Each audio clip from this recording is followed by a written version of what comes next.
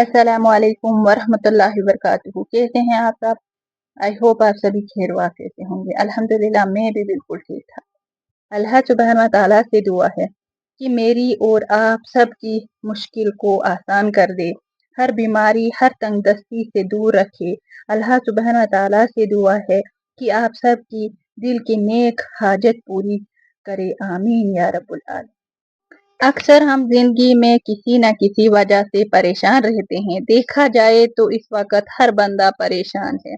कोई रिज़्क की तंगी की वजह से परेशान, कोई पैसों की वजह से, कोई बीमारी की वजह से, कोई निकाह की वजह से, कोई घर में बेसुकूनी की वजह से परेशान है और भी बहुत सारी परेशानियां हैं और लोग इन मुश्किलात से बाहर नहीं निकल पा रहे हैं। यकीन मानिए आज मैं आप सबके लिए ऐसी 2 दुआएं लेकर आई हूँ जो आजमाया हुआ वजीफा है। सिर्फ 3 दिन तक आपको इसको करना है।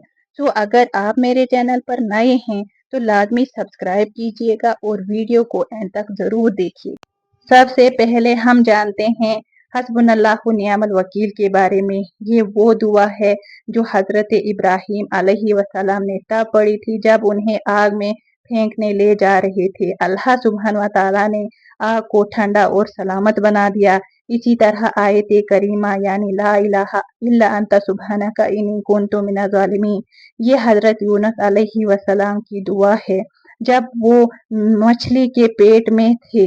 अंधेरा ही अंधेरा था लेकिन अल्लाह सुब्हान व तआला ने उन्हें भी बचा लिया। कुरान में लिखा है जो भी इस दुआ को गम में पढ़ेगा अल्लाह सुब्हान व तआला उसकी मुश्किल दूर करेगा। सो ये दोनों दुआ कितनी पावरफुल है। अब मैं आपको इन दोनों दुआओं का तरीका बताती हूँ कब पढ़ना है और कैसे। आपने सिर्फ इसको 3 दिन तक करना है बस यकीन के साथ। अव्वल व आखिर 3 मरतबा दरूद इब्राहिमी पढ़नी है। उसके बाद हस्बुनल्लाहु निअमल वकील 400 मरतबा पढ़िएगा।